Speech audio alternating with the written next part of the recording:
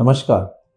आजकल हम देखें तो एक बहुत ज़्यादा लोगों में भय है कि जो स्वाइन फ्लू के केसेस हैं वो बढ़ रहे हैं और उसके कारण हमें क्या करना चाहिए। तो पहले ये समझते हैं कि स्वाइन फ्लू है क्या? Swine flu is a virus जो H1N1 का टाइप है, जिसको हम इन्फ्लुएंजा वायरस भी कहते हैं, और ये इसका एक पैंडेमिक पहले भी हो चुका है 2009 में।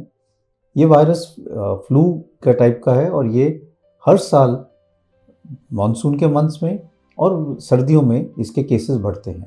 इस साल ये बात सही है कि केसेस जो हैं आम जो हम हर साल देखते हैं उससे ज़्यादा हैं, लेकिन इसके कारण घबराने की कोई बात नहीं है।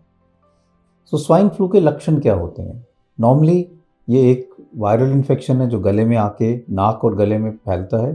तो बुखार होता है, ज़ुकाम, नज़ला, गले में खराश, खांसी, बॉडी एक्स काफ़ी हो सकते हैं, सिर में दर्द भी हो सकती है, कुछ लोगों में नौज़िया, वॉमिटिंग भी हो सकता है, डायरिया भी एक कभी-कभी कुछ लोगों में हो सकता है, और साथ में शरीर में दर्दें बहुत होती हैं। तो ये आम लक्षण हैं इस बीमारी के। कॉमन कोल्ड की तरह भी ये लक्षण हो सकते हैं और ये यूजुअली सेल्फ लिमिटिंग डिजीज़ हैं। अपना हाइड्रेशन ठीक रखने से, बुखार की दवाई लेने से, ज़ुकाम नज़ले की दवाई लेने से आमतौर लोग 5 से 7 दिन में बिल्कुल ठीक हो जाते हैं।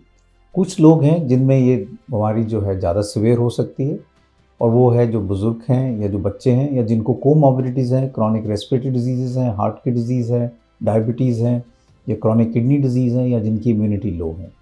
तो इन लोगों को ज़्यादा ध्यान रखने की ज़रूरत है। इससे हम बच कैसे सकते हैं? अगर आप बाहर जाएँ तो अपना मास्क लगा के रखें। जिनको ज़ुकाम, नज़ला, खांसी है उनसे थोड़ा दूर रहें। जो लोगों को खांसी है वो अपनी खांसी को ढकें, टिश्यू यूज़ करें या अपने आर्मपिट के अंदर खांसी करें।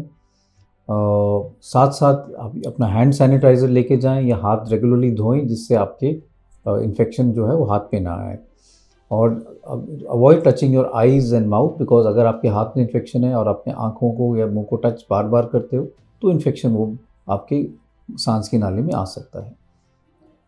साथ में इसके घबराने वाले लक्षण क्या है, वार्निंग साइंस क्या हैं?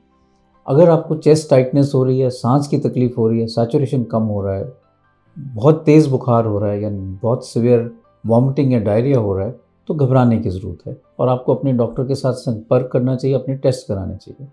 बच्चों में अगर बच्चा ड्राउज़ी है, पसलियाँ चल रही हैं, रिस्पॉन्ड नहीं कर रहा है या उस डिहाइड्रेट लग रहा है, तो ऐसे बच्चों को भी एकदम डॉक्टर के साथ संपर्क करना चाहिए। नॉर्मली सिम्प्टोमेटिक ट्रीटमेंट की ज़रूरत पड़ती है। बुखार की दवाई, ज़ुकाम, नज़ले और एंटी एलर्जिक, हाइड्रेशन अपना ठीक रखें।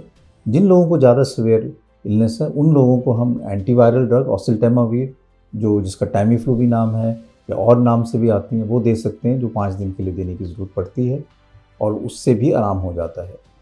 एक चीज़ समझना ज़रूरी है कि flu is usually self limiting, अपने आप ठीक हो जाता है, इतने घबराने की बात नहीं है। लेकिन मानसून के मंथ्स में और सर्दियों के महीनों में इसके केसेस यूजुअली बढ़ते हैं और अपने आप फिर आस्ता-आस्ता कम हो जाएंगे। I hope this is useful. Do stay tuned in. Thank you very much.